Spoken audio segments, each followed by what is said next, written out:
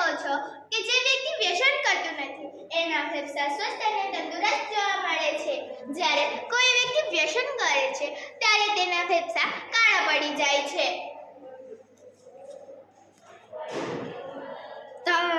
Cigarette અનેક પ્રકારના cancer અને હૃદયરોગ જેવા બીમારીઓનું મુખ્ય કારણ છે, જેમાં બ્લેડર કેન્સર એટલે કે મૂત્રાશયનું કેન્સર, કિડની કેન્સર એટલે કે મૂત્રપિંડનું કેન્સર, લંગ કેન્સર એટલે કે ફેફસાનું કેન્સર, પેરાલિસિસ એટલે કે લકવો મારો, હાર્ટ એટેક એટલે હૃદયનો રોગ, ઓરલ એટલે કે મોઢાનું કેન્સર, થ્રોટ એટલે કે ગળાનું કેન્સર, હિપોટેન્સી એટલે કે નપુંસકતા વગેરે.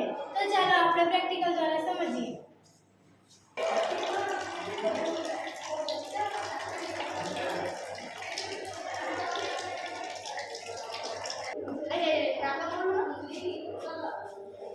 જોઈ શકો છો કે આ પ્રેક્ટિકલ દ્વારા થોડો ટાર આ રૂમના કુંડામાં આવી ગયો છે, તેમજ આપણા શરીરના ફેફસામાં આ ધીમે ધીમે ટાર ફેલાવા લાગે છે અને તેના કારણે ફેફસા કાળા પડી જાય છે. 24 વર્ષના યુવાનો ધૂમ્રપાન કરે છે.